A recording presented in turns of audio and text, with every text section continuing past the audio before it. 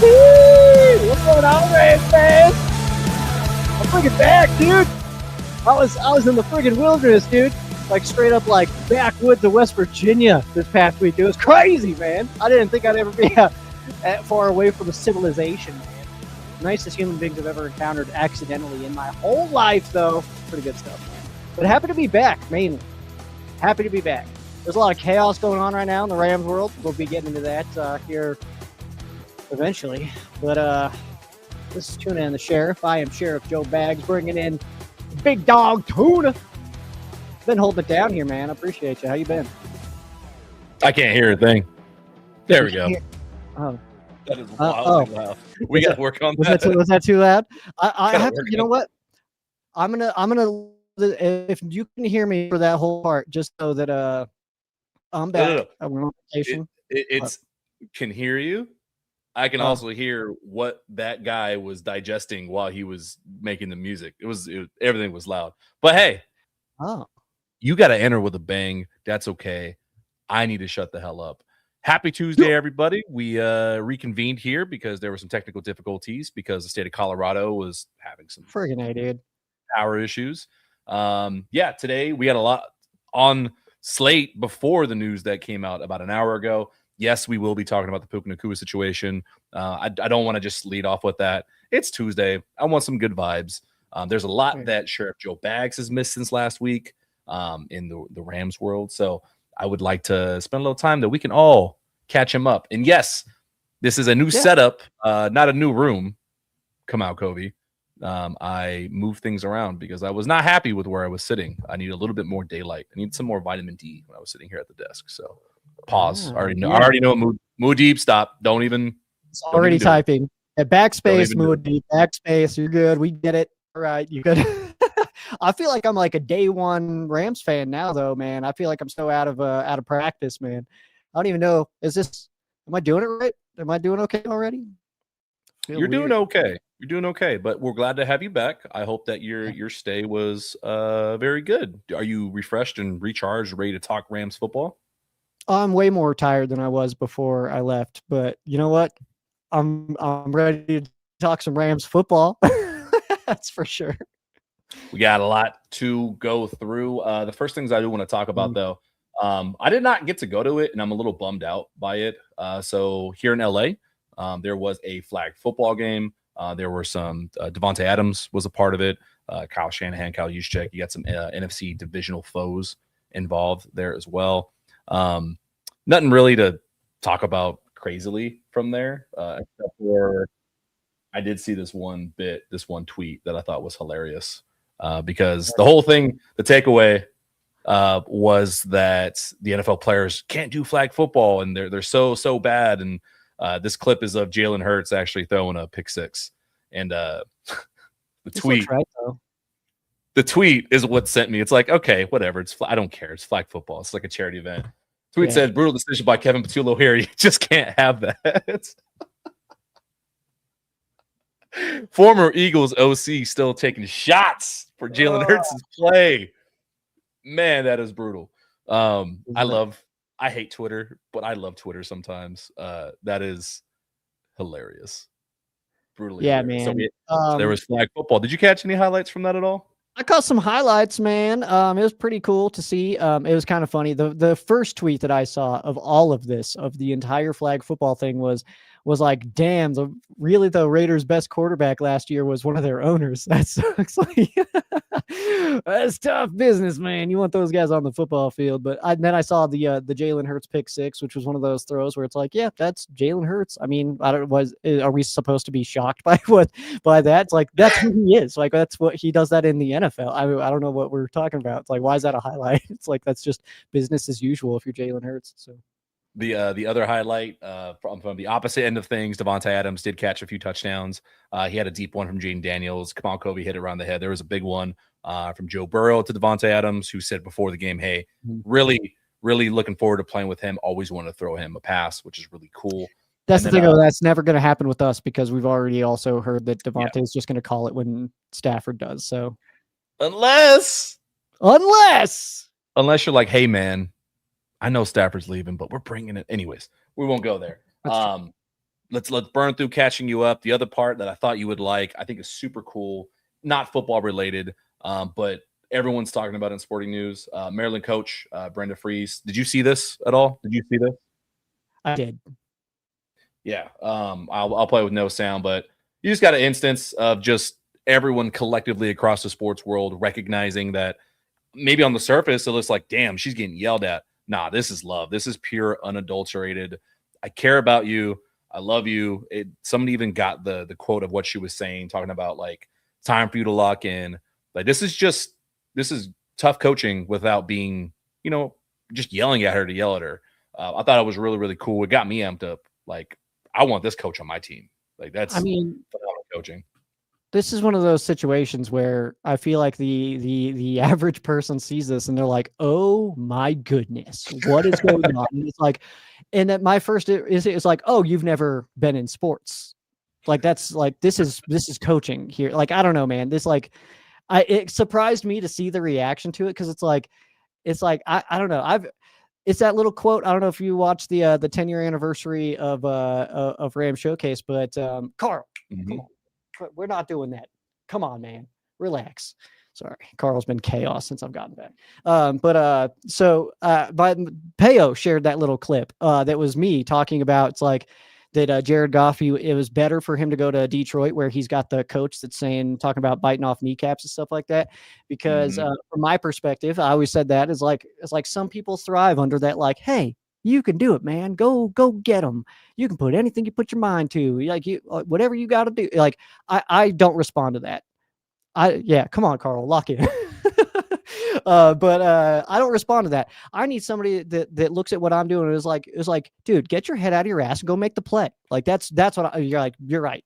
Sorry. Like I respond to that. Like, let's go kick some ass, man. Like so I don't know. Everybody responds to something different. If you've ever played like NFL head coach, you kind of know that like you can give like the whole team one kind of speech and then some guys plus and some are minus. It's like, maybe this one's a big plus. All right. So I don't know. But again, that's going back to my first comment there. That really was my first thought. Anybody who was like, that is absolutely ridiculous. You don't talk to somebody it's like, oh, you've never been in sports. You don't get it. You don't know.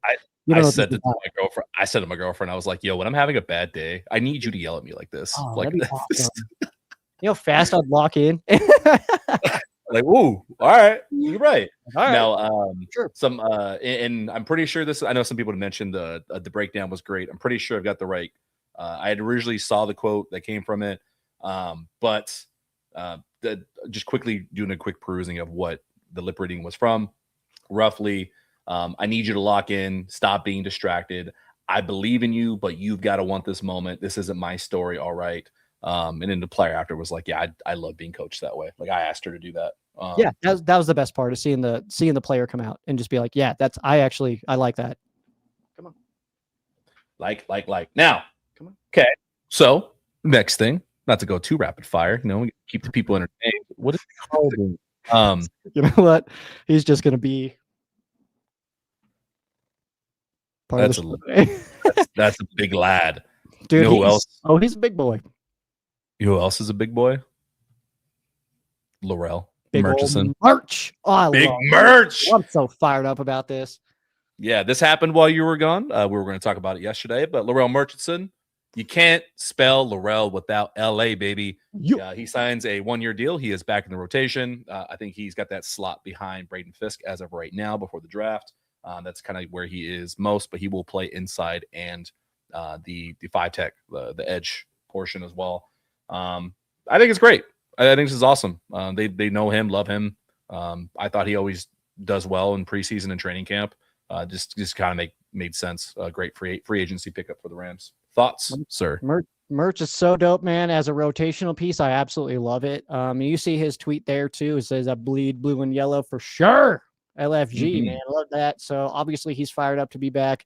I don't think it's the last of the former Rams to be re-signed, but I'm super excited to see Merch back. Again, just a great rotational piece.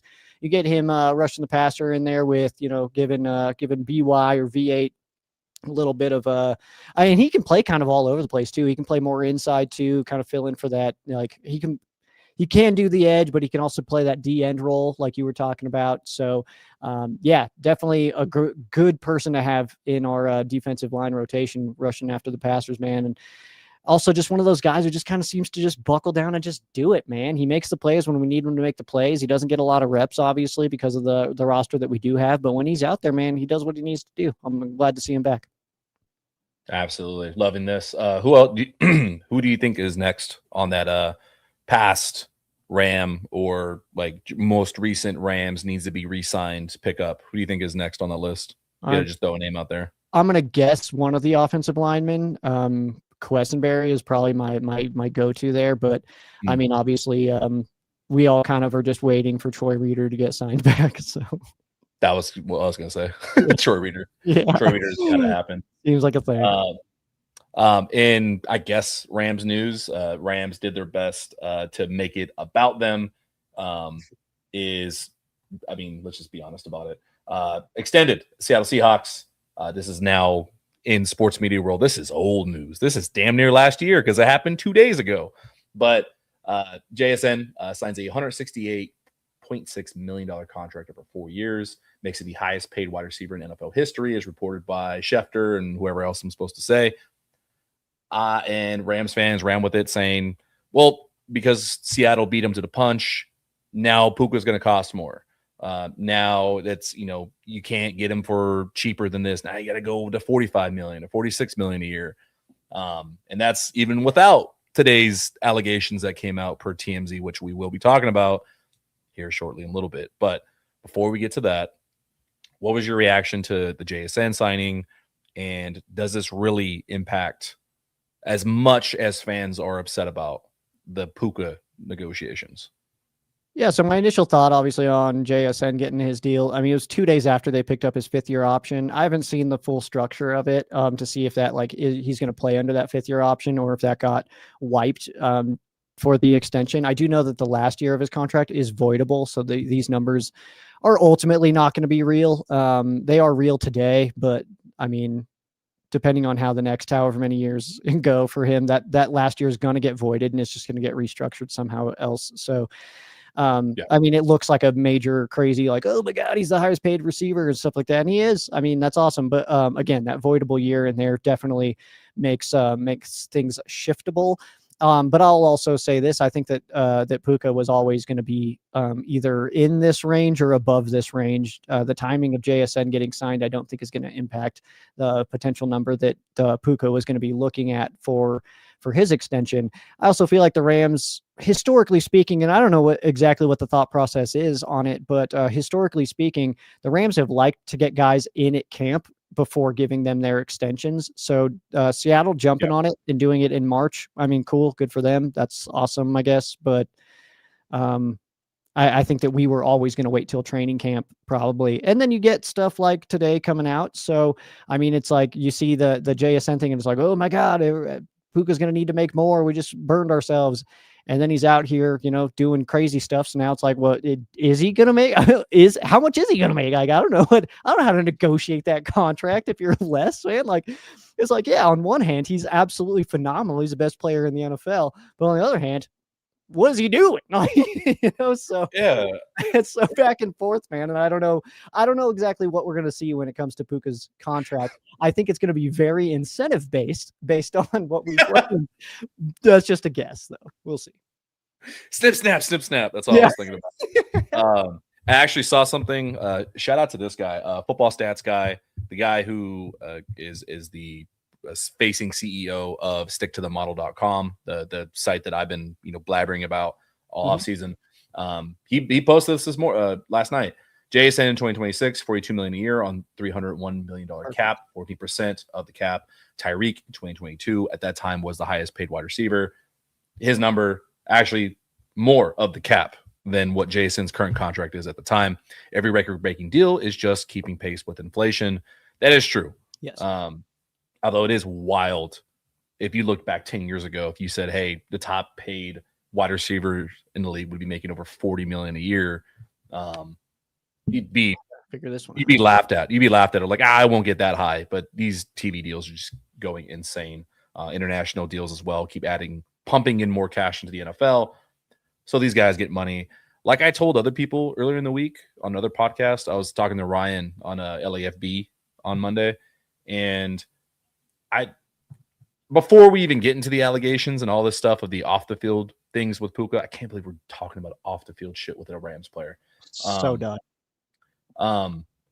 If there's one contract, like one of the people who I don't care about making quarterback money, it's Puka, like just based on the on-field play. It could be 40, 45, 50. Like, I don't care. It's within the realm of percentages of the cap.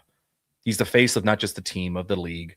Like, I don't really care. Like, I'm more akin to worried about Byron Young's contract or Steve Avila's contract than I am this one.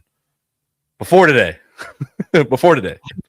Just say that's the thing too. And I've already seen the overreaction from Rams fans talking about trade them and stuff like that. And I mean, if you were going to do it before the contract, I guess, because then you're forcing a team to give up assets as well as burn a contract. But yeah, you're absolutely right on the numbers and stuff like that. We'll get into that kind of stuff here in a bit. But it's like I was looking at Sam Bradford's contract for when we drafted him, $50 million guaranteed. And that was like, God dang. Now today that'd be like, nice bargain. Hell yeah. Like bargain. It was a 6-year, $78 million deal for Sam AB.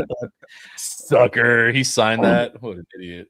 Yeah, and that sucked too, because that was like the last of like the big contracts for first overall picks. And then like the next year, whoever was drafted 2011 first overall was like not that big of a contract. Is like, cool. So the Rams are terrible for many, many years and just drop billions of dollars on all their high draft picks. But yeah, so yeah, and I don't know, man. It's like, I'm gonna be mad if we trade them. There's so many moving pieces to this situation right now.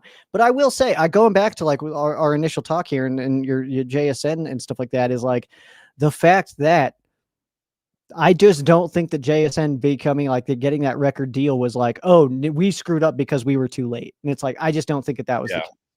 I really don't. I think that we in on purpose, we're not going to give him his contract in March. I just don't think that was ever going to happen. But also, I just think he was always going to beat. That's also the thing. It's like, we want to say like Seattle beat us to the punch here. Maybe the Rams were waiting for this to happen just so they can kind of be like, all right, well, this is what JSN was at. And that was also, I mean, we think that Puka could have won Offensive Player of the Year last year, but it's like we can also have that as like a negotiating tactic, honestly, of like he got his deal. It's like, yeah, but he got that, you know, like, and again, I'm not trying to sit here and like try to find ways to say that JSN's better than Puka. That's why he deserves more money or anything like that. Cause I don't pocket watch around here, man. Make your money, man. That's do your thing, man, whatever it is. But yeah, it's kind of crazy. I don't know. Yeah. And we see your guys' comments, every comment that's been relevant to I think thinking of probably like 7 minutes or so, 8 minutes, closer to 25, 30 on the hour. We'll talk about the Puka situation, let more folks get in here. But also wanted to make sure we're caught up with Joe, since he has been on ice and not knowing what's happening. Yeah. One of the big conversations that you did miss in the last few days. A lot of Rams fans. I'm very happy that I think there's a big majority that respect parts of the game that I thought that most didn't pay attention to. I'm actually quite proud of a large part of the Rams community, and that's coming to the defense of Warren McClendon. PFF, ESPN, NFL are on record doing mock drafts and saying how much the Rams need a right tackle because Big Rob retired. And although we respect Big Rob and love him, no one is talking about what McClendon has done. And you know what happens when the big media puts it out there? Now it's a conversation. So there are some fans saying, got to draft depth, take a tackle at 13. I'm a big proponent saying I think that's nonsense. It makes zero sense for how the Rams do build. Let's say they want someone sure to maybe start in 2 or 3 years and be competition for McClendon at that right side. But I don't think it's the Rams' way to do it at pick 13. Do you feel otherwise, or am I speaking to the choir here? You know, I think a little bit of both, actually. I would say that I don't think that the Rams go offensive line in the first round. I think that would be not a waste of a pick, because I think that, I mean, who knows what that person develops into. I don't think it's impossible considering the lack of needs for the Rams that they don't say like, hey, we really like this guy. We're like, instead of paying McClendon another contract, we're going to get this guy on the bench for a year. And then after this, he's going to be our guy. And we got a right tackle that we can use a 5th-year option on here in a few years. And then we don't have to pay a guy like McClendon or let McClendon walk kind of thing. So I do think that that's technically an option. I just think that the way that the Rams are approaching the 2026 season feels very much, I mean, I hate to keep using the term all in, but it does feel like they are going for it this year. So if you feel like you can go for it this year, use that 13th overall pick on a guy that you think you can rotate in and out on at a spot somewhere instead of just a backup for the future. And I've talked about that a lot this offseason, and kind of like after that loss to Seattle, of like the Rams are in a position to make a push for it. So it's not necessarily that you want to ignore future years, but you pay a little bit less attention to future years because you're so worried about this one. And if focusing on the 27, 28, 29 seasons means that the 26 season is not as good, I just don't think that that's in the cards for the Rams this year. So for that reason, I don't think that we try to fill in backups. I think that we try to get a player that can help us actively on a football field this year, and you don't rotate offensive linemen. So beautifully said. I can't sit here and say, hey, the Rams won't take a tackle at all in the first round, because it may not be a pick 13. What if they trade back to pick 25 and then move up into early second, late first again, and they got 2 players in the top 32. Like, who knows what they'll do? Them going all in. The thing I keep trying to remind people is we get so infatuated with, like, oh, when they go F them picks, they do A, B, and C, or they have to go get this guy because this is what they've done in the past. Yeah. Even when they've adopted best player available or F them picks, they go based on what's going to help them win this year, not what helped them win previously. Like, if there's one thing we love about the team is that they do evolve and keep pushing forward, for better or for worse sometimes. This iteration of it, whatever pick spot they end up in come draft day, they're going to take best player available. And I don't think we need to get so fixated on the position of the player and of it being a need. I can see Snead and McVay just take it like, hey, if it is a tackle, cool. If it's a linebacker, cool. If it's an edge, is he that damn great at football? And can we figure out how to win a lot of damn football games with him? I think that's the true best player available approach. And I think that can be extended to tackle under the right circumstances. Yeah, totally reasonable, man. I mean, I think Kamal had a good comment. It says there is an argument that we don't normally get a shot at the early round tackle talent. So I mean, that's an incredibly great point, that like, if you feel like you can never get up this high to get the kind of players that you want for future whatever, then like this is kind of the perfect time to do it. But I mean, you kind of said it there. Like I've said a billion times, man, I feel like if the Rams can get a player they feel like can help them this year, I think that's kind of the pick. And in fairness, the 2027 season might suck. It might be so lame. We might be eating stuff, man. We might have to eat some contracts. We may have to deal with some stuff in 2027 like we did in 22. But guess what? I wasn't mad about it, man, because 21 was so fire, man. So it's like, if 27 sucks, but 26 is a Super Bowl ring, then I'm okay with that, man. It's like I always talk about that with like a hangover, where it's like, dude, my Sunday has to suck because my Saturday was so cool. Like, that's how it's just the universe evening itself out. All right. So maybe we'll have to do that again, but I don't know. I do see both sides, but I also just don't think that the Rams are locked in of like, this is what we're doing. That's it. It's like, we're going to, I think that we could be sitting at 13 and say like, okay, this person went 1, this guy went 2. Okay. The guy we wanted went 9. What do we want to do now? Do we, the guy that who's second on our board at 13 still, or do we feel like we want to move back? Who's willing to move back, and what are they willing to give? Is it something that you think is worth it to move back for a shot still at that guy? Cause you don't know what, 16, 17, 18 are going to do. So there's too many moving pieces to it, man. And I just feel like, if anything, That's kind of why I like to just sit back and watch. I don't need to guess right. I don't need to guess what the Rams are going to do to feel good about myself. I'm fine to just sit back and wait, see what happens, and then just root for whatever new Rams show up onto our roster. I'm fine with that. Yeah. That being said, we are not a pair of dweebs that get mad like I didn't pick my guy. They screwed up. Like, no, they like, hey, like you are the GM. You know what to do. I like that player now. Love that player. Best pick ever. Every single time. But I will say, we talked about this before too. This is Kevin Dotson's quote that felt very relevant from training camp. And then Warren McClendon's pressure rate allowed through his regular season 10 games. Sounds pretty damn good to me. USA Expat does have an interesting comment that if somebody is able to come in and beat McClendon, I mean, then shit, we were wrong. And McClendon's not that good, but now you got at least one swing tackle. You know what I mean? You can always improve. There's maybe a few spots on this Rams roster that I don't feel like we can actively get better at. Quarterback, I don't see anybody that we can get better at quarterback going into the season. It'd have to be somebody absolutely insane, and even then, I'm not sure if it's even possible. You say quarterback? Yeah, it's like we can't get better there. I mean, we can get better at depth, but we can't get better. Man, hold on. Drew Aller is much better than Matthew Stafford. Come on now. Well, obviously. Drew Aller is like he is the biggest what if that I've ever heard from people trying to convince me that he is incredible. They're saying Ty Simpson's the best quarterback in the draft now, and it's like, guys, what are we doing in March? What are we doing in March, guys? Stop it in March. What are we doing? What did you see that you missed this whole season where you're all of a sudden like, oh my God, he's actually incredible. Like, all the games already. I was so looking forward to just jumping on the hate train for Dan Orlovsky today before the Puka stuff came out, and I know we're gonna have to talk about it. Just really quickly though, the point that I'm so frustrated, and a fan asked me like, "Why are you hating on him?" It's his opinion. It's like it has nothing to do with the film. It has nothing to do with like his actual opinion. I even called it last week of like, oh, soon is gonna become not just lying season, lying month, but it's where do you work? What do they need? ESPN is incapable of letting the first overall pick go unmarketed and untalked about. It's too. We've talked about 2 through 32 this entire time. Yeah, you got to spice up number one. It's too set in stone.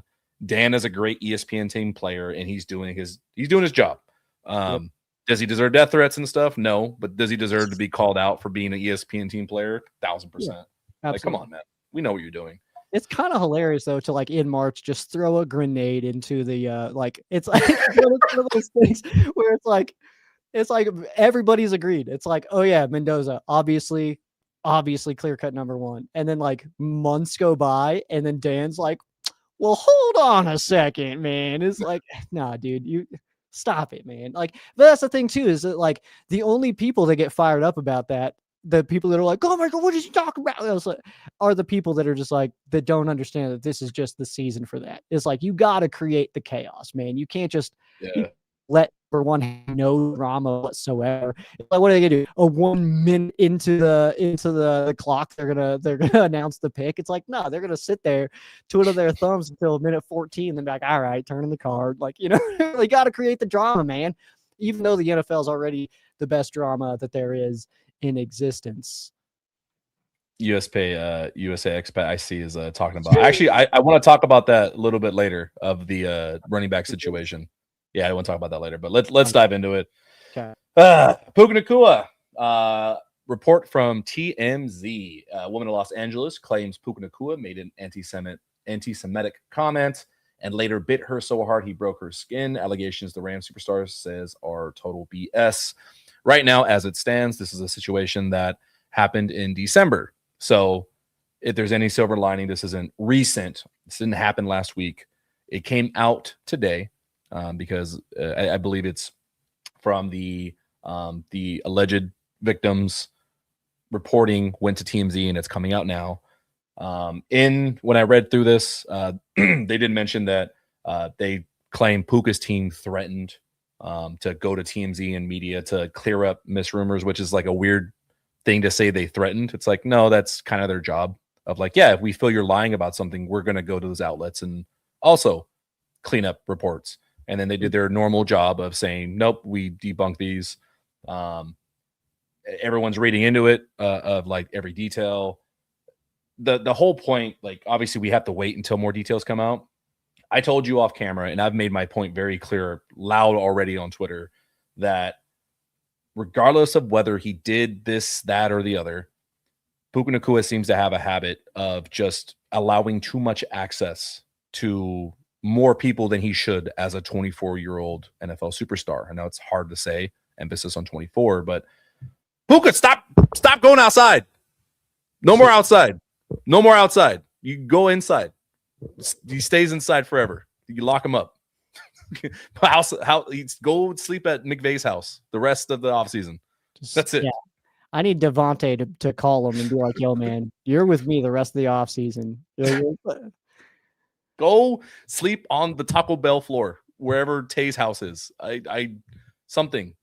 Honestly, I do want to address this comment real fast, though, just because I do feel like this is going to be a bit of a trend of a topic here. TMZ is fully a respectable place, and when they release news, it's totally realistic to believe it.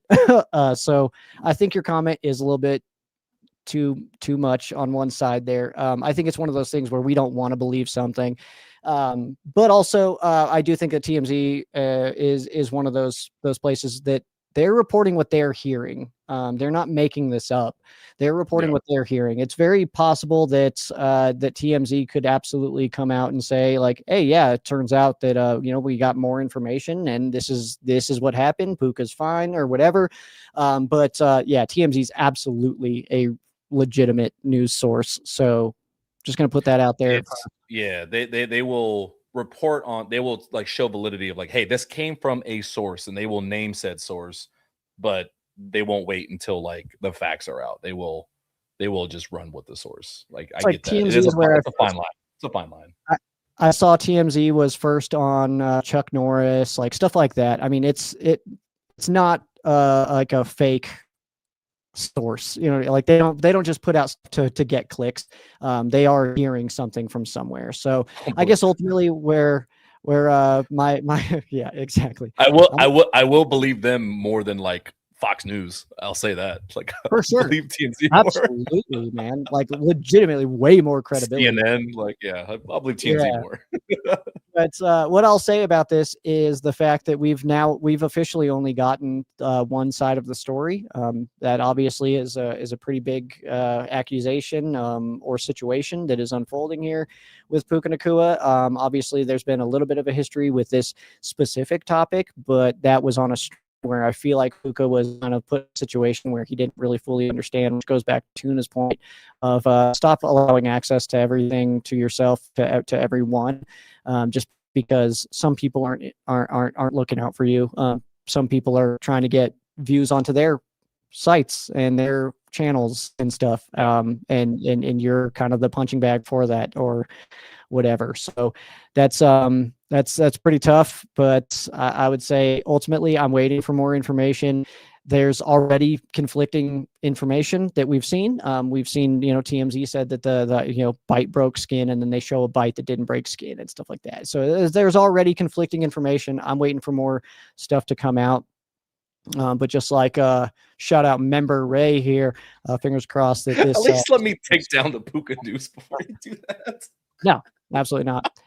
We're getting this mess resolved quickly. We're still on topic. Figure it out, dude. Pull yourself together.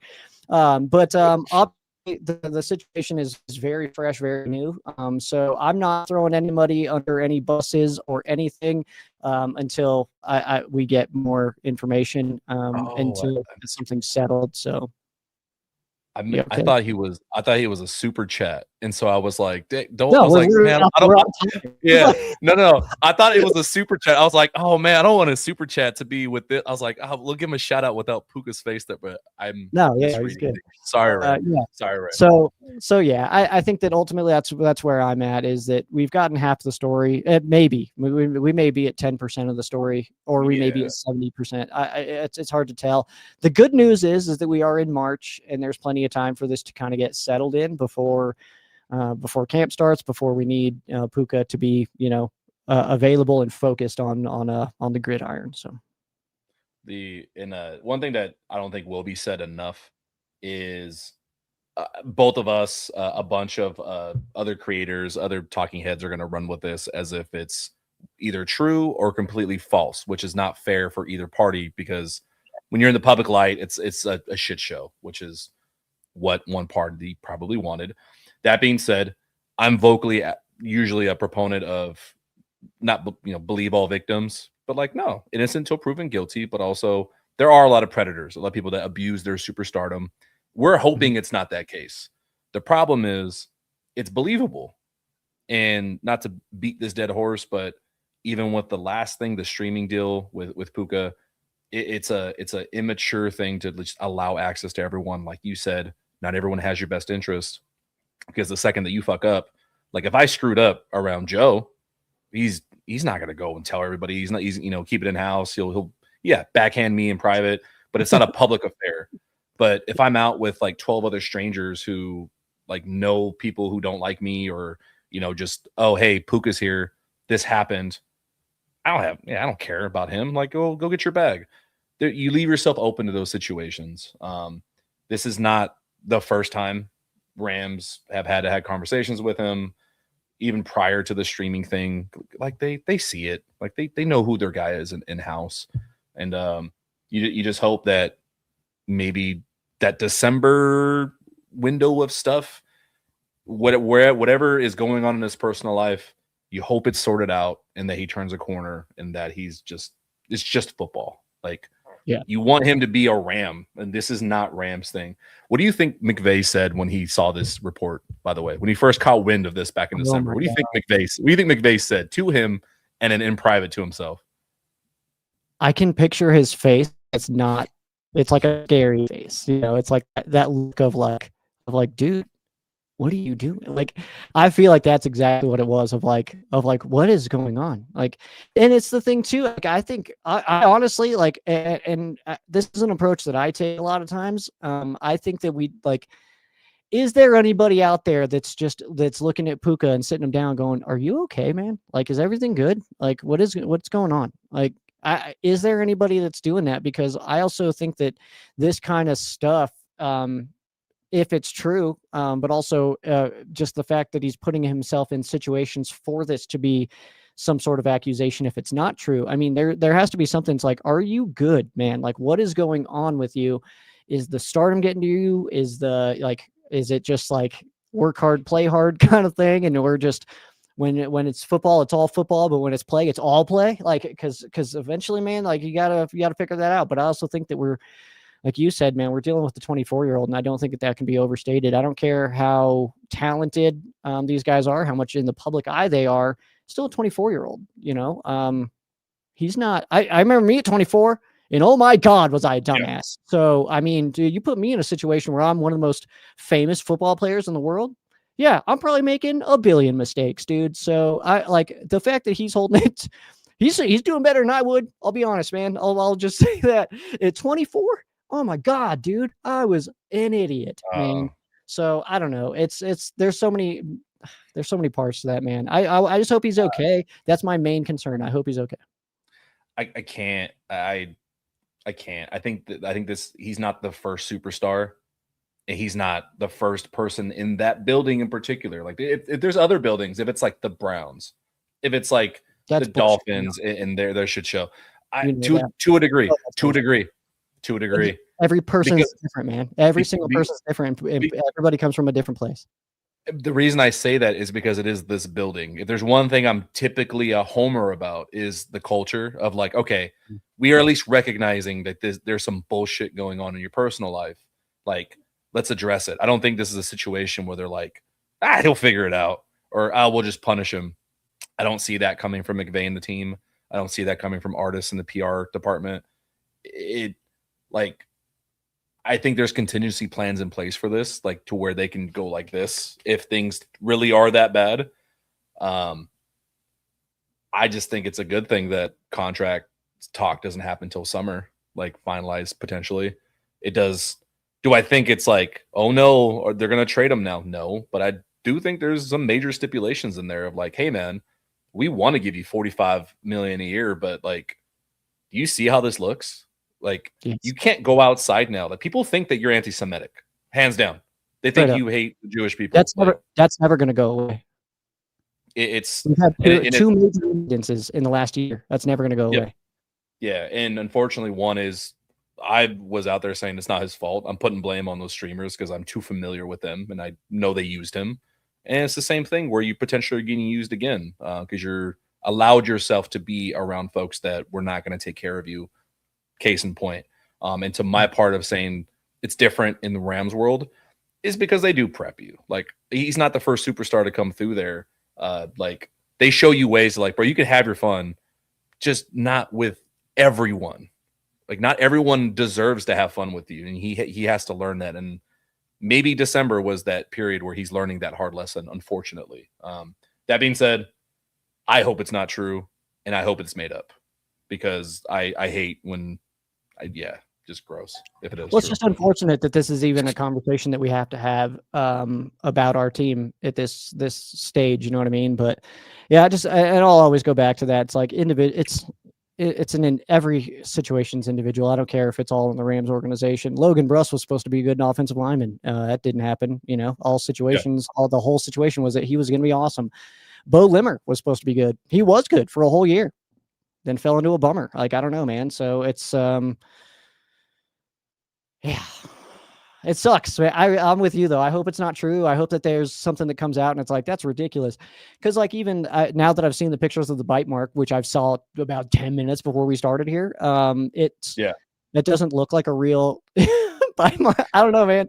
And maybe it's just me trying to, it's just me like feeling like, mind you, trying to find holes in the story. We're not picking sides. Really not picking sides. Really not. Cause I am every damn day a proponent of like, no, I don't care how big of a star you are. If you're a monster and you're fucking gross, bro, get the fuck off my team. Like if that's true.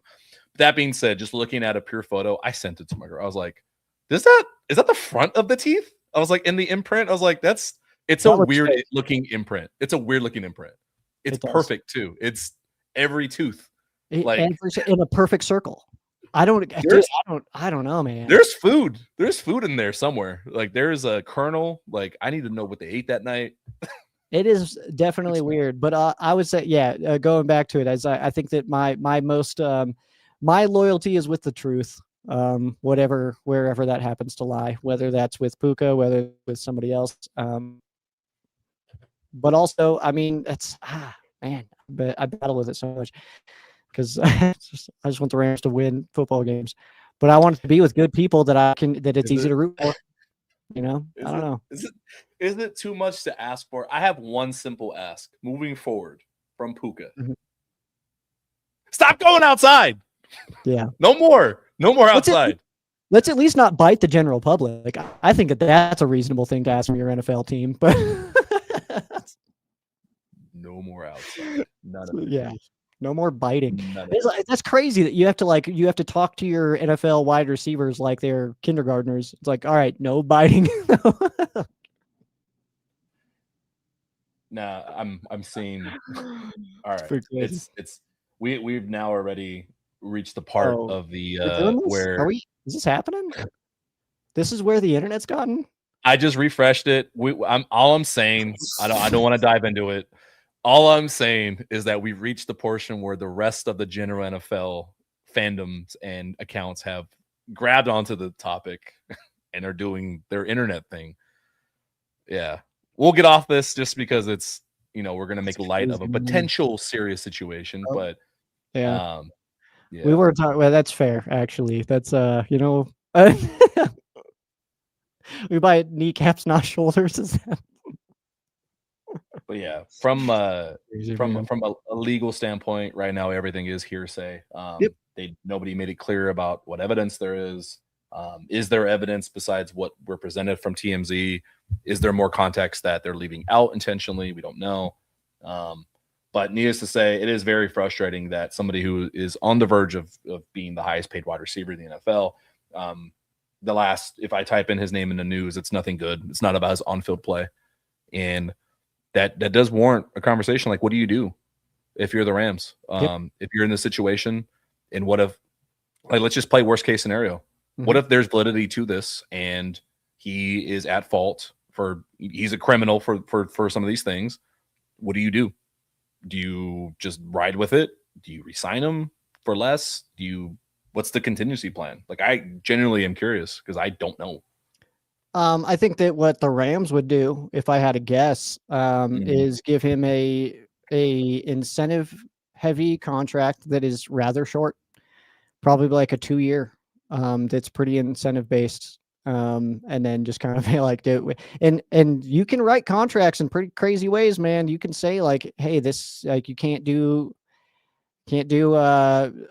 streams that are not team approved. You can't do like these kind of events. There's a PR minimum film hours, less Call of Duty time. We've seen it in the division. Yep. We've seen we could see it be they could even be like, you know what, man, even with all this extra stuff, we're gonna bring up the fact that your injury history too, and we need you to make sure that you start 15 games to be able to make this number, and you need this many receptions to hit this number. And it's like, so it's going to look like a big contract and like he's making so much money, but only if like everything happened. It's like everybody's talking about like the Patrick Mahomes contract, and it's like, oh my God, $500 million. And it's like, yeah, that's only if he wins MVP and Super Bowl every year and like goes undefeated. So he's not going to make that much money. Like, he's got a great track record so far. Yeah, but he's already not on track for the 500 million. So it's just one of those. I think it will be incentive based. I think that it could be a shorter contract. We saw the 4 years, one of them being voidable for the JSN deal. I don't think that's impossible. The Rams would just be like, all right, 1 year, massive number, very incentive based. Let's see. We need you to stay out of the headlines, my guy. Then we'll make you. We'll give you the deal that you want, but we need to be able to trust you, man. The only thing is the fact that he's been doing this production under a fifth round salary. I mean, so he's already not made anything. So yeah, that's the scary thing is what happens when you give an unloaded gun out in the public. It does create chaos, but what if you give what if you add some bullets in that chamber by way of like, here's some millions of dollars for you to go be a big kid. And I'm speaking as like worst case scenario of like, what if he is not a great person? And it's frustrating that we're even having this conversation. I hate it, but again, claims don't equal guilt. True. And we'll leave it at that. Well, and I'll say this too, as my closing comment on the Puka Nacua news is my loyalty is to the Rams. Whatever they decide is best. With the Puka Nacua situation or any other player's situation that matter. My interest is in the Rams. Players come and go. The Rams are forever. I was a fan before Puka Nacua. I will be a fan long after Puka Nacua, no matter how many years that is, whether he becomes the greatest wide receiver of all time or he plays 2 more years and then falls off because he Antonio Browned himself. Either way, my loyalty is to the LA Rams. That's it. Damn it. Muad'Dib makes a great point too. God. What? I just bought my first Puka Nacua jersey this year. I have a number 17 Puka Nacua jersey, which is pretty sick. Everybody was like, why are you getting the 17? He wears 12 now. And it's like, because no one's ever made fun of somebody for wearing an 88 Torrey Holt jersey. All right. No one's ever been like, what? He didn't even wear that very long. I should have just stuck with Stafford as well. What I have on screen here for you is actually pretty funny because this I put this together right before those allegations came out. This is from Monday, me reacting to the reactions of why are the other content creators and YouTubers saying, oh no, now we missed out on a discount for Puka. And this was the fan reaction, which is kind of funny to read now after what we just talked about. Rams Active said they will give Puka more money because they know what he brings to the table. Pay Puka at all costs. On the money. No, market is set. It's just funny. It's just funny. High paid wide receiver, well deserved too. Mind you, this is from 24 hours ago. It is incredible how much changes. I'm curious what each person would say now. Some people are unchanged. Some people don't care. Some people already have their lines drawn, whether he's a bad person or nope, not my Pookie Bear. So yeah. Yeah, that's just it too, man. Is like it. And that's, I invite you to join my thought process, not just you, Tuna, but everybody, of the fact that like you're allowed to change your opinion with more information. Oh, yeah. As new information comes available, you're allowed to change your opinion. Luckily, we've started seeing that in the political world a little bit, where it's like, okay, more information, turns out maybe I love this guy so much, which is good news. But it's also, like as you learn more about people and things and situations, you're allowed to change your mind. It's fine. If I say something that you absolutely hate, you're allowed to decide you don't like me, right?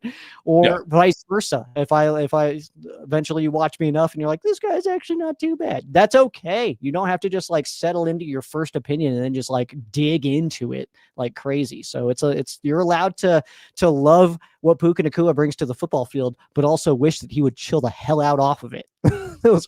those can coexist. Well, the answer is no. Once you have an opinion, you have to stick with it forever. We all know that.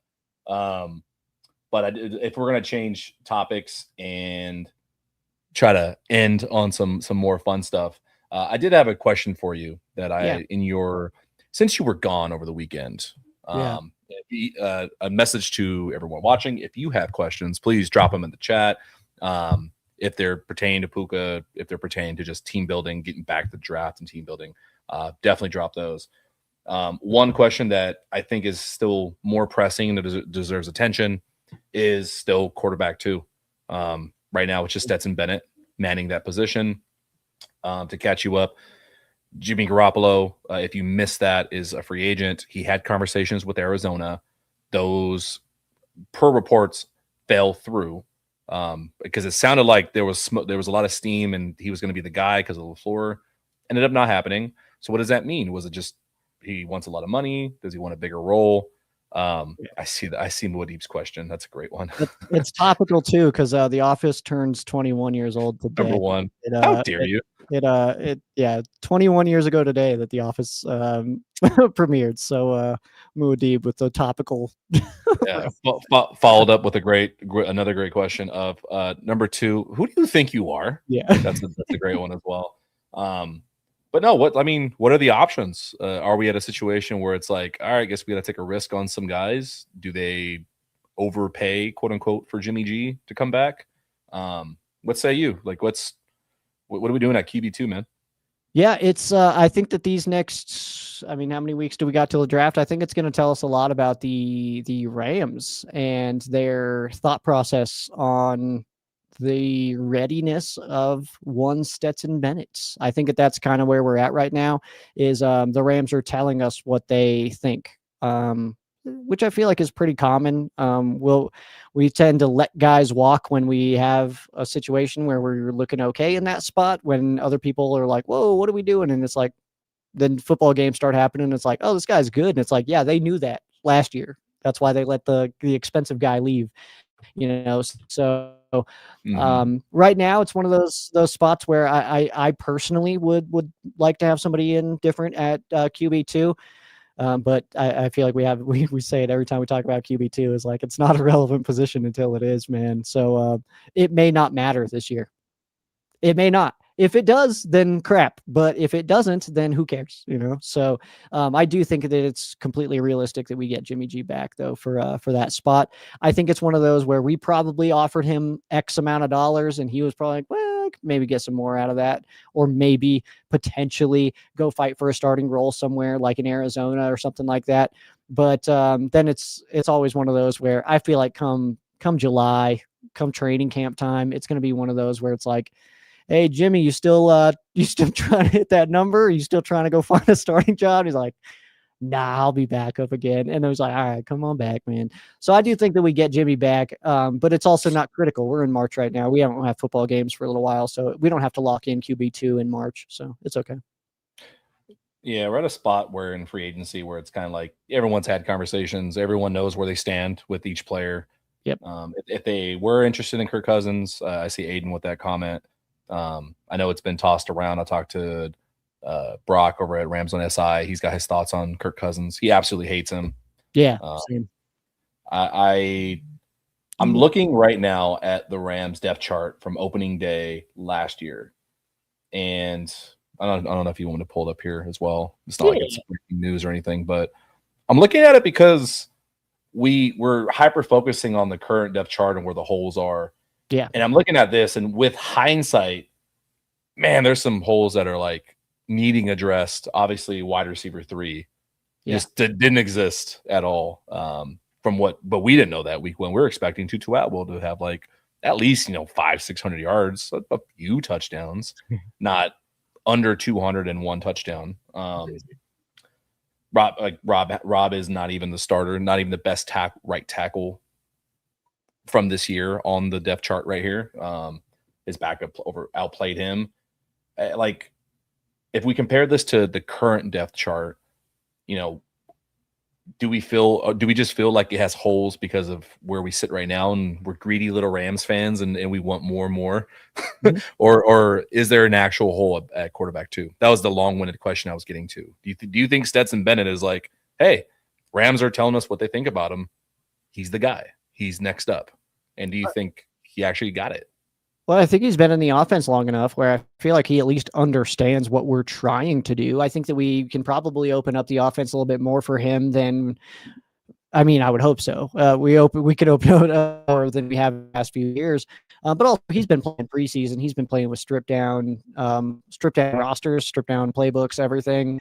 So it is also hard to gauge. Like, yeah, he was looking good there, but it's also like, yeah, but he had 2 reads to go through, like, against backup corners who were not in the NFL anymore. You know what I mean? So, and sure, he's throwing to people, getting blocked by 4 people that are also in the same situation. But I don't know, man. It's I would say that I always go back to an NFL roster is an ever evolving organism, and never done with it. Just because you enter week 1 with your roster, that doesn't mean you need to sit with it like that the whole season. You're allowed to still make changes. And if something were to happen to Stafford in those first few games, I think that the Rams would probably make a big move. And probably if it was a situation where like Stafford's out for the year or something like that, I think we'd probably make a big move and probably try to fill that hole rather quick and aggressively. Instead of having a Stetson Bennett, start the whole year. So I guess we'll see how the Rams choose to address it. But right now, I would say if we had to go into the season with Stetson Bennett at QB2, I wouldn't be in love with it. But at the same time, we also got a freaking robot playing quarterback. So I don't even know if he can get hurt. So the immortal chamber, man. I love when you say things like that, like they're fact, and nothing. There's no such thing as karmic, nonsense. So I'm knocking on. I say in Colorado in March is gonna it's not gonna. No, and then it's gonna happen, and then people are like, "Yeah, but you said that one time," and it's like, "Yeah, okay." It's the same as right before a guy winds up for a kick when he has not missed in the last 20 kicks. It's like, well, he hasn't never. It's like, well, great. Now he's going to miss wide left, and it usually happens. So yeah, it's funny. There you go. It's funny too because it's like you only bring up the long stretches like that when it really is like law of averages is going to come into play here soon, man. Like it's like you're not going to hit them all, man. Like so, ends up being a bad move. But yeah, we got you caught up. We got the Puka news out. Yeah. How you feeling? Do you feel better now? Do you feel happy that you're back in Rams world? I feel very happy I'm back in Rams world, man. It was weird. It was weird being away, doing not football things at all. Yeah. And then I was like all excited for yesterday, and then my friggin' power went out. It was like, oh man, man. Yeah. But oh well, we're back now. I've got the juice. Feeling good. Puka's out here doing stuff. That's cool, man. We're out here. Yeah, and there was a comment that Muad'Dib had said, like, would you rather have a slow news week? Yeah, dude. In March, would I rather have a slow news week than this news about Puka Nacua biting a woman? Yeah, man. Like, obviously. I wanted to talk trash on Dan Orlovsky the whole time. It's so easy. I have such a bad time of just letting shit go when it comes to sports media BS. Yeah. Like I know it's a problem that I have. I need to let things go, but it bothers me. And I hate when I see like my followers or community like bite on stuff like that. And the clarifier for those that are confused when I'm saying the conversation today or starting yesterday, I woke up and Dan Orlovsky is like, you know what? Brandon Mendoza sucks at football, and I hate everything about him.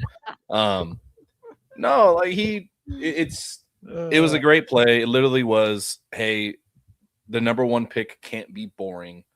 It's too mailed in that the Raiders are going to go with him. We have nothing else to talk about because you can only do so many mock drafts and conversations over who's the best receiver, who's the best edge, like 27 times. So they send out their best soldier in Dan Orlovsky to stir up the conversation. And I truly don't believe that he is stupid. I have a hard time believing that.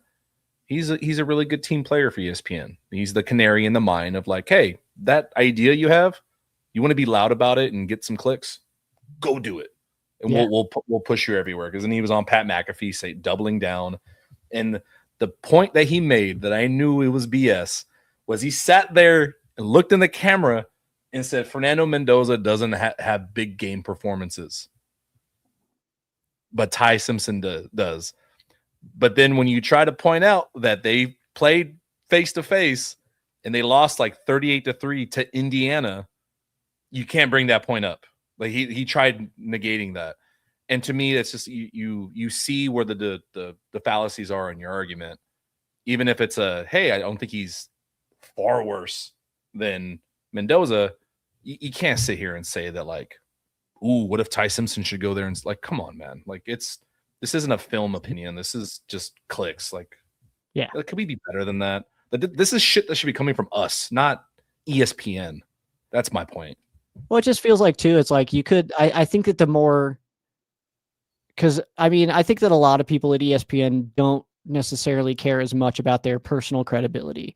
And I think that we got evidence from that from Schefter. I think that we kind of know that they like to just stir the pot. They're fine with that. They don't care about if it ruins. Like, it's like I am a person now that whenever Schefter says something, whenever he releases news, I look for it somewhere else too. That's just the way that I am. I am. I don't trust him anymore. I really don't. And that's unfortunate because he's like literally a guy who breaks news. But yeah. I still now it's like, well, is this just an accumulation of information or is this actually something that happened? I need to know. So then I actually look for people I trust to say it. But I think that everybody at ESPN is kind of like that. They're willing to put they're willing to just say whatever, just for the clicks and stuff like that. But that's what ESPN is now. That's what they've become. It's an arguing channel and stuff like that. They try to it's just craziness. I feel like if you were trying to actually hold credibility, but also hype your opinion, you could say the line, I think that I think that Simpson's actually closer to Mendoza than people are giving him credit for. And I think that alone is like, boom, you have credibility. You're getting your point across. They tried that. They tried it last week and it didn't generate enough clicks. And that's why I said, just wait for it. Well, maybe Dan's going to say something wild. Maybe it should be for good content. Maybe that should be your idea. Maybe that should be your goal, is to just put out something good and high quality instead of just being like, what gets people to click on our video, man? God, I hate that so much. Do you feel that? Do you feel that? Do you feel that hate inside you? What up, quick? Do you feel that fire? Do you feel that fire? Join the dark side. You're becoming me. You're becoming me. You see why I get so worked up? It is. Oh, it's funny. I know there's a select few in here. I know Muad'Dib knows about this because we've talked about it off air. I know you understand it. But man, the second there's anything in media that's like just rumor bait, if it's Dan doing this shit, if it's Dan Orlovsky or Mike Florio talking about the Rams, I immediately am like, I'm gonna blow a fucking gasket. It's successful rage bait, but I'm trying to use my platform to fight against it. I'm trying. What? Trying. What does that mean? What are we peace baiting? I like I like that phrase. It's going on a shirt. I used to have my mortal enemy in the media world. You peace baiting me? All right. Feels weird to say, but I think you understand it. I'll say it again. I had my mortal enemy in the sports media world. He's blocked me so long ago that I don't even actually know if he still does stuff. And that was Michael Fabian. He was my one, man. He was my my one that I would always be like, oh, good call, dipshit. Like, like, it was so fun, man. I remember one time, I don't remember the year, I don't remember the player, I don't remember anything, but he was like, oh, this is a clear cut. This is my number one start of the week going against the Rams defense. And it was some running back who ended up having like 6 yards. And I just like screenshotted the hell out of that. And I was tweeting him so many times. I was like, oh, good call, Michael. Way to go, Fabs. Nailed it with this one, you idiot. Like, I was just ripping him apart, man. It was so much fun. I don't even know if he's still around. Does he still do stuff? I was gonna say that's a name I have not heard in a while. There's a few, and I try to pick my battles. I actually genuinely do. I'm not just gonna, if Nate Atkins says something that I don't agree with, I'm not gonna be like, you're an idiot, Nate, because Nate is actually doing real journalism, and he can have an opinion differing, and you can go against him. It's literally when you're just talking out of your ass. And I think who made a comment here? Mike A. Talking about he trying to explain Dan's point. I get where he started there. He started there last week, and that's super fair assessment because I agree to it to an extent as well. I don't think Fernando Mendoza is like, generational like you would tag Andrew Luck. This isn't a situation where the Raiders were intentionally like, okay, it's okay if we suck because we're getting Fernando Mendoza. That's been our week one plan. But in a situation where he is the best one and you're a team that needs a franchise guy and you need a guy with a personality like Kirk Cousins to survive the bowels that is the Raiders organization, bad juju curse, whatever is going on there, it's a match made in heaven. Like, it's perfect. You need a guy like Mendoza. Mm-hmm. So to pretend that like, I don't know, there's more controversy around this number one pick than we think, it's fabricated. There's no conversations between GMs of like, I think the Raiders are going to fuck up this pick by taking Ty Simpson and or taking Mendoza over Simpson. No one's saying that. It's not a thing anyone's saying. True. I also think it's like you can go back to the 2016 draft class, Rams jumping up to the number one overall pick. And certainly it's possible that you go up to the number one overall pick, knowing that there's two quarterbacks up there, and then you really dive into your research and say like, all right, which one of these do we get? And I also think it's totally realistic that moving to Los Angeles, you're like, you know what, let's make some kind of big, let's make some kind of big Sonny Weaver kind of splash here and move up in the draft because we're trying to build some excitement around, moving to Los Angeles and stuff like that. But I also don't think you move up to number one without knowing who you want. So it's like, I think that the Rams moved up to number one in 2016, knowing full well they were taking Jared Goff the entire time. I don't think that there's anything about that. I think that the Eagles were the ones that were like, well, we like them both. Whatever one they don't take, we'll go ahead and grab, or whatever that situation. Or they knew that the Rams wanted Goff, so they were like, sick, we're going to get Carson Wentz, we're good to go. And then they still created that drama, and it was the drama leading up to it the entire time of like, which one do you go with? Is it Jared Goff? Is it Carson Wentz? All that stuff. I personally liked Jared way more the entire time. I was happy about it, but I still think that like, if you were to talk to Les, I'm sure he wouldn't tell you. He'd probably say a bunch of stuff, but I think if you really got down to the nitty gritty, I don't think the Rams even try to trade up without knowing who they want at number one overall. So I think that it's one of those situations where the Raiders have known for a long time that they want Mendoza at number one. That's why the media needs to spin it into some kind of drama, because sometimes the drama of the NFL doesn't hold up like you want it to, but I think that that's okay sometimes. You don't need to flex games to try to create the best matchup for Sunday Night Football every single week. Sometimes you're going to get a bummer on SNF. That happens, whatever. It's fine. Also, can we have some games during the day, please, too? Why are we getting the bummer games all day long?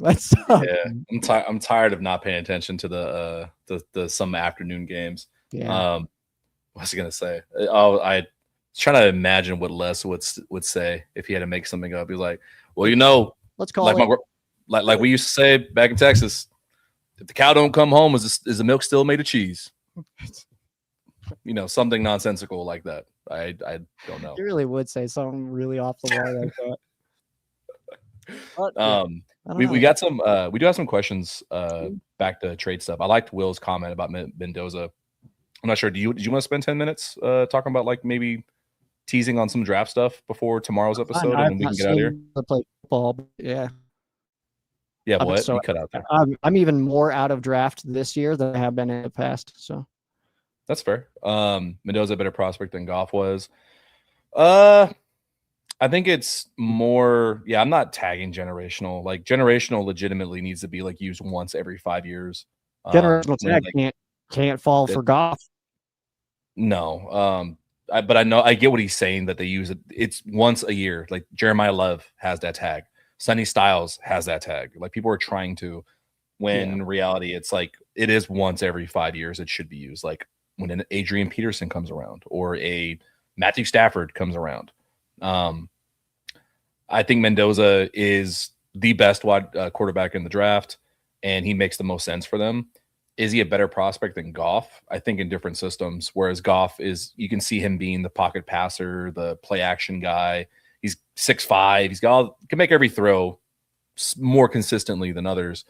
Whereas Mendoza has this, he has this thing, and it's almost like just the franchise quarterback thing that Stafford has, like the intangible of like he just wins. Like the whole Indiana story, when you follow it, like a lot of that was because of Fernando Mendoza. Like they went out and got him. Like they wanted Mendoza. Like Cignetti wanted him, and I think it's just a lot of shit that he can do like off the field and in the huddle, and then in the big moments. Like I still think back to that diving touchdown against Miami in the Natty. I don't know what more you want from a guy to show you that, like, yeah, when the game's on the line, I'm gonna go fucking win this for you. Like you're probably like scratching your head right now. I'll pull it up. It's okay. No, you're good. No, you're fine. I got it. No, you're fine. Okay.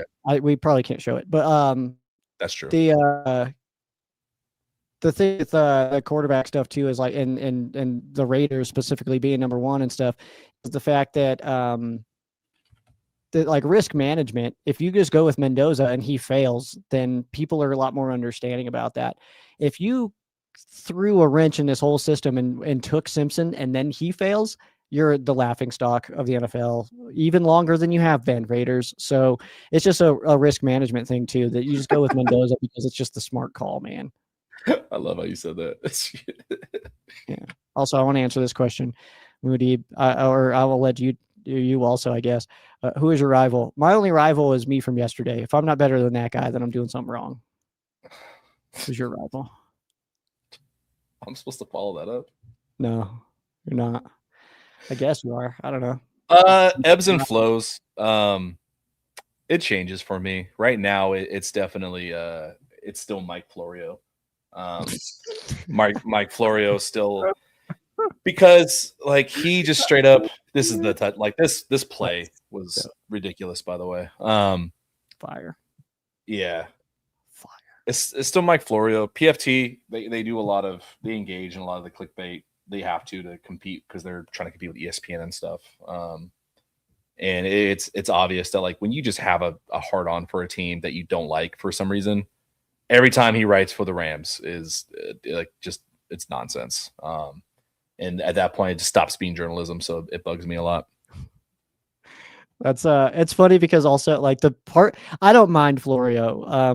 He doesn't really bother me that much. I think the part that bothers me about him is that he is a lawyer and talks like one.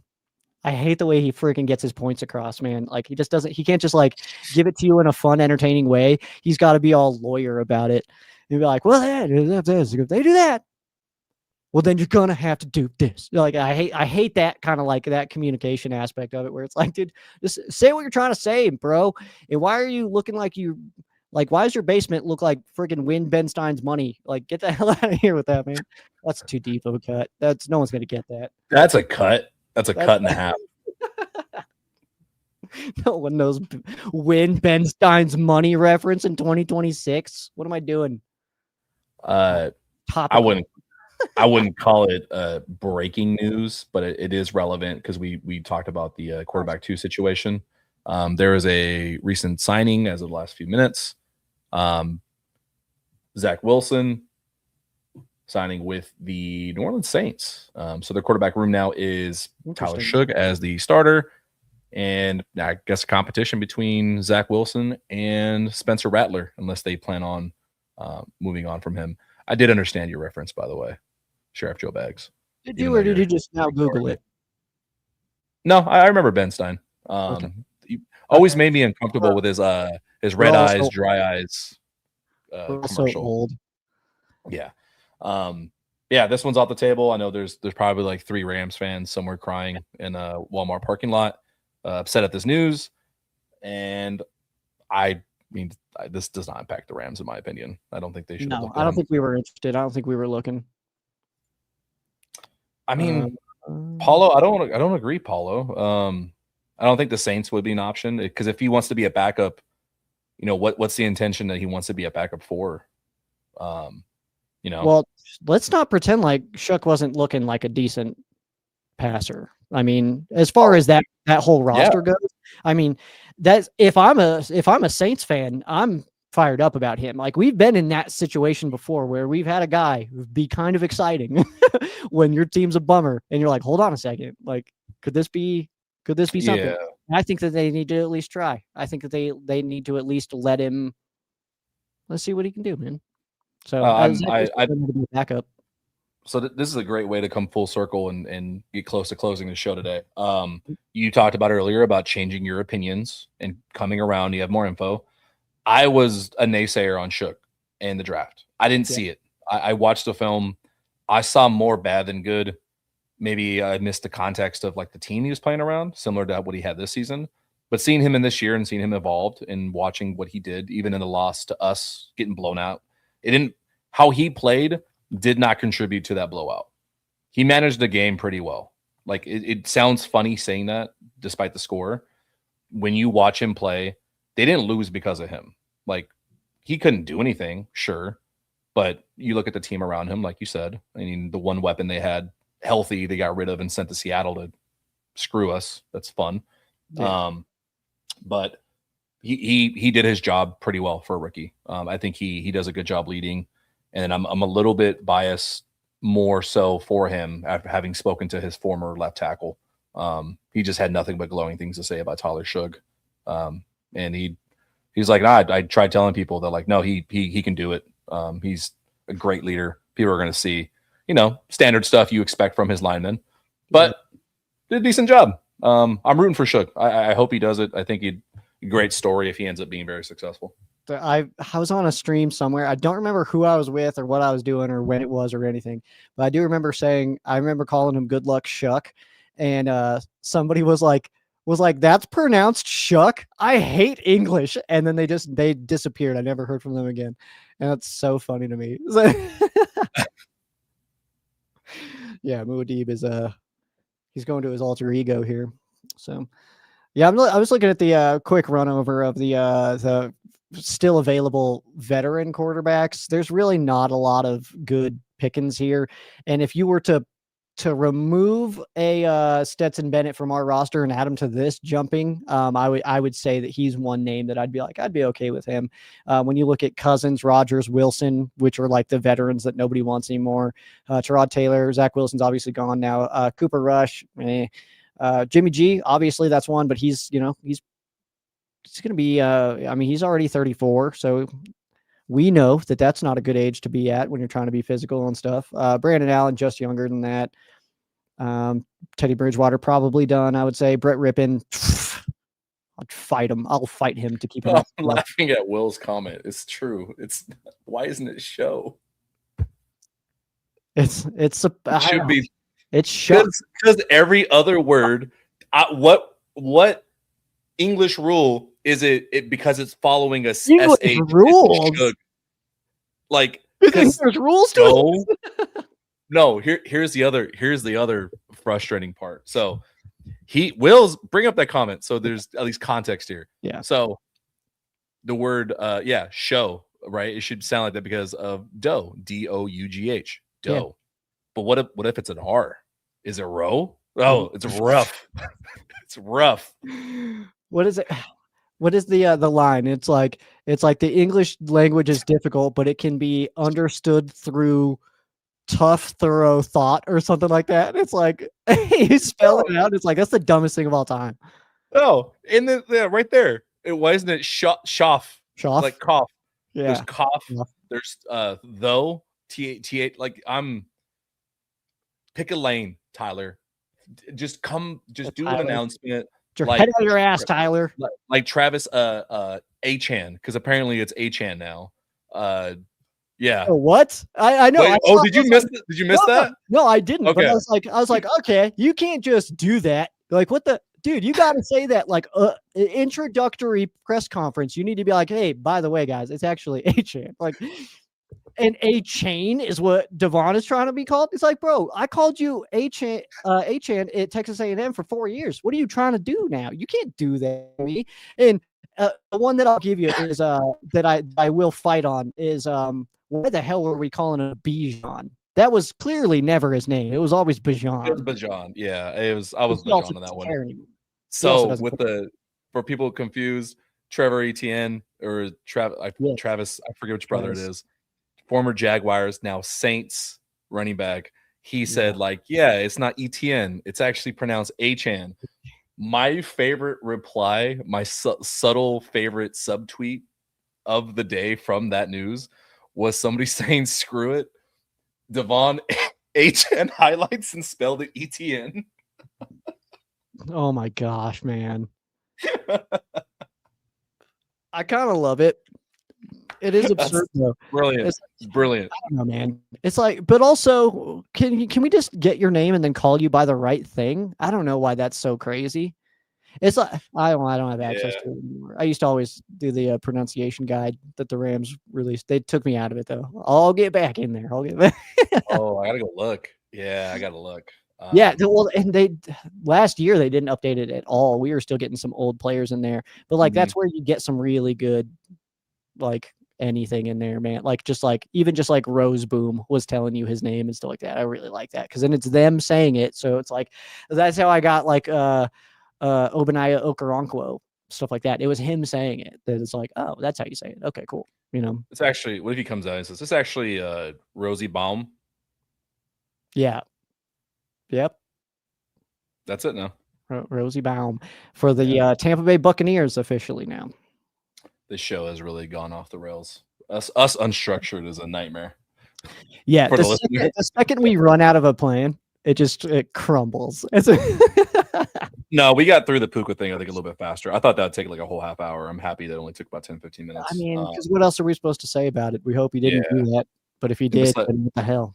But besides that, rumors, I'd like to save the draft stuff. We can get back into draft things. I got some more stuff for that actually tomorrow. Yeah. And like the rumors, like I'm okay with playing in some rumors about what ifs if they do A, B, and C. Like what would that actually look like for the Rams? That could be, are the Rams really not interested in Jeremiah Love? I've seen conflicting reports. Some people are like, oh, there's rumors. Okay. What does that look like? Are they for sure going to draft a wide receiver now? I think they already should have. I think it's a little bit more, feels a little bit more like maybe we should make sure that's a good spot. Carnell Tate, just letting you know, we're trading the house. We're going to come get you. Just have your bags packed. Like Oh man. Yeah.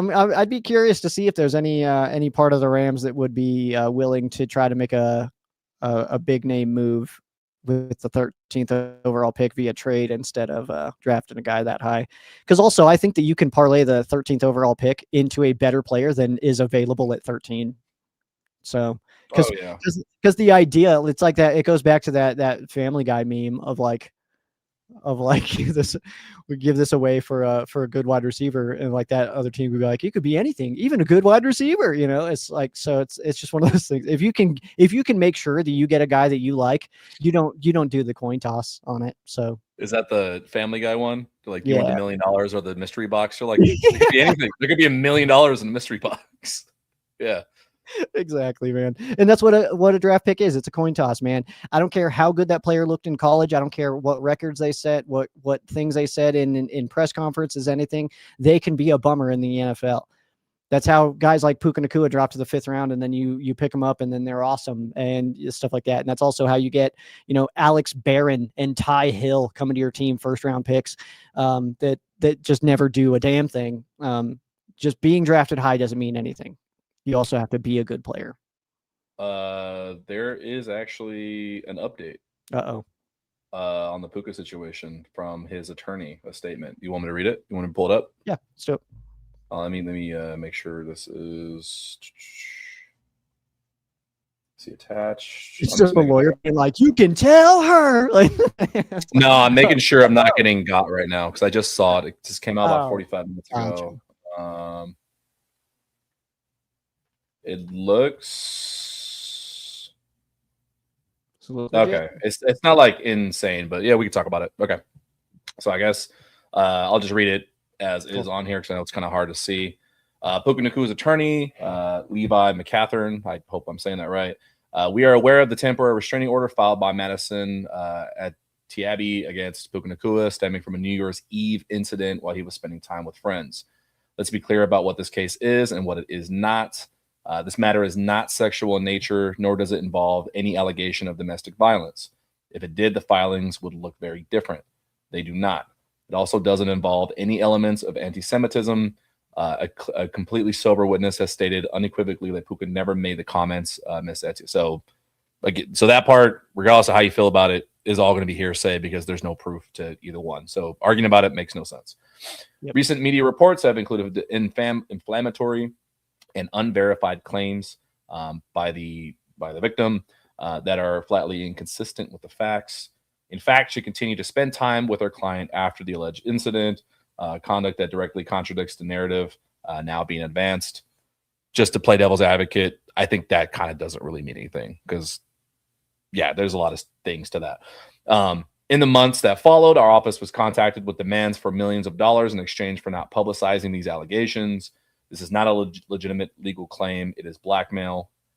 That is pretty bold to just flat out say, I think. The timing of the claimant's recent legal action, nearly 3 months after the alleged incident, and just days, I think that's a typo, after JSN's record-breaking contract as a wide receiver, further underscores the complete lack of credibility behind these accusations.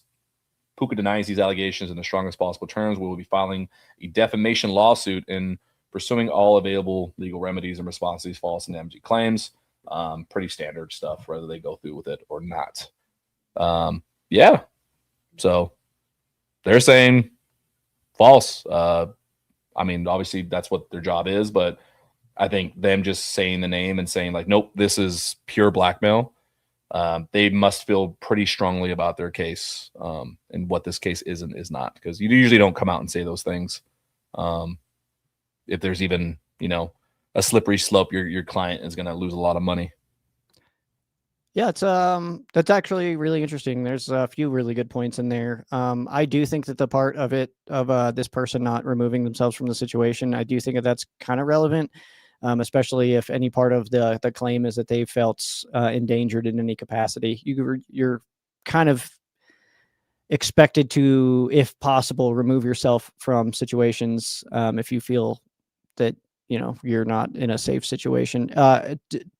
To the best of your abilities, of course. Obviously, If you cannot remove yourself, then that is one thing. But that's where like the assault stuff can get kind of messy. Of like third degree assault. It's like, yeah, is that self-defense? But also, could you have gotten out of there, kind of thing, and avoided the situation entirely? Stuff like that. So there's so many different parts of it. I do like that there's a claim, at least, of somebody saying that saying those comments did not happen. The comment is the part. Well, it all is kind of biting another human being is wild, but like saying that and then biting somebody, it just feels like. And again, I'm not gonna try to say not. I wasn't there. I don't know what happened, but that was so absurd. You know what I mean? Like, no, but it's a character claim. But just to add context for you, they had said in the original thing that those are two separate instances from the same night. One was at dinner, the comment, and then the bites took place in the car after dinner.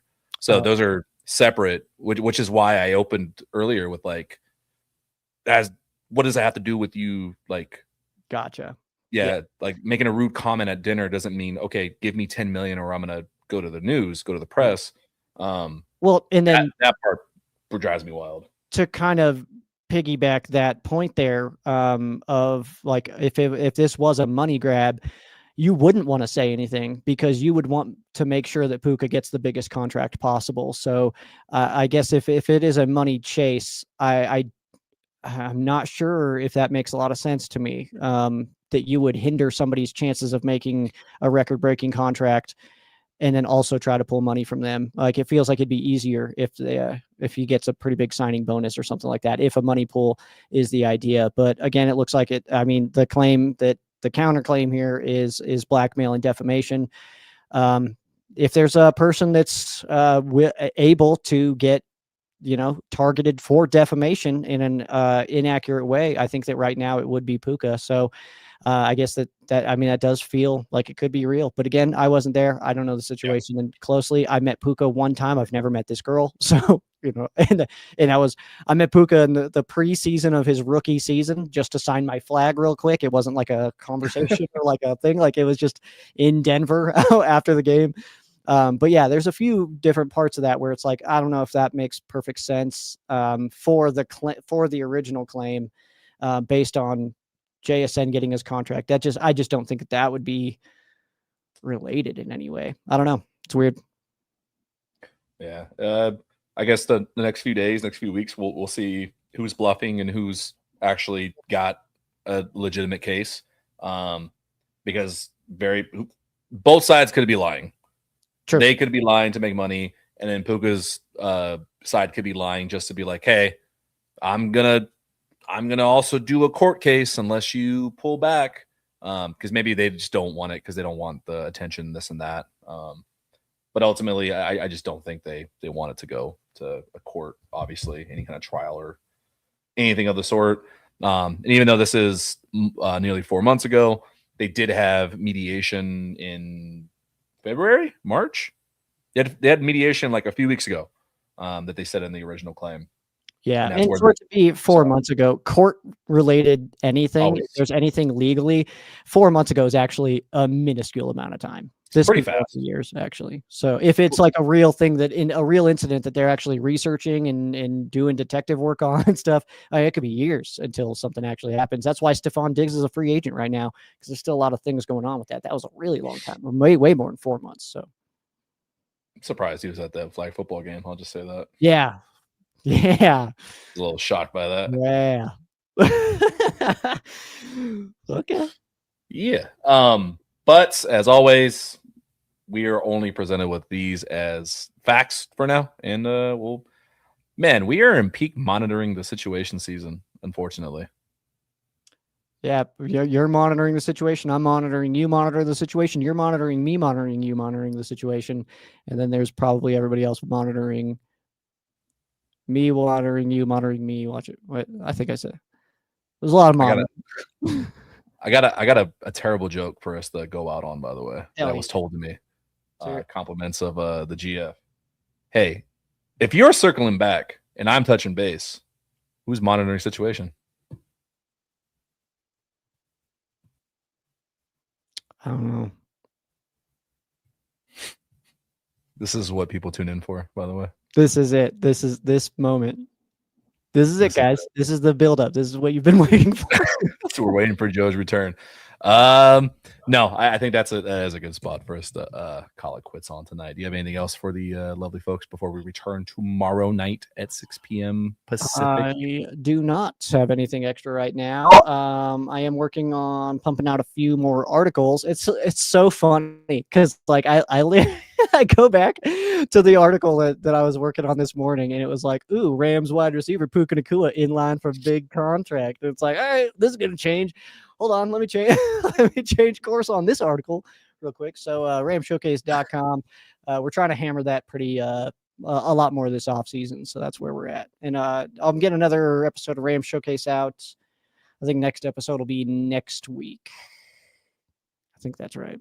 So we're in peak off-season time, and I do not. I'm an in-season kind of guy. You know what I mean? The whole speculation and all that of the offseason is not my game. So I just want to talk about games and game previews and milestones and all that good jazz, you know? We're wiggling nicely. How bad would it be if I told a fan to shut the hell up on Twitter? I mean, depends on the fan, I guess. I'll show you off stream. Yeah. We're going to list something as we fade off here.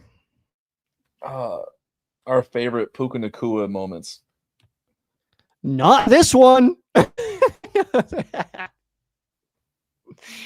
Give me the catch against the Bills sideline. I was there. That was amazing. You could see it. You could see it live, man. Like I was in the 300s, but I was dead down the sideline, and as soon as he put that ball in, I was like, oh, that's a catch. Like, for sure, that's a catch. They reviewed it for a while. It was good. One of the loudest pops, random pops I've heard from like a non like premier game was week 18 this year. Puka's one-handed catch in the end zone, the Moss. I was underground because I was part of the Corgi show. Remember, I was underground, and dude, the crowd was like reverberating the room through like underground, which is like it was insane. I was like, dude, that's so loud. It didn't make sense. Like that was incredible to hear that from underground. That was crazy. Give me the thievery of Mike Jackson catch, that one-hander. Oh, that's a good one. God, that was nasty, man. God, I love that catch. It's freaking great. The San Francisco game on the road, one of the opening touchdowns. Him just bodies all over the floor at the goal line, and he's just standing there spiking the ball. Loved it. That was a great moment.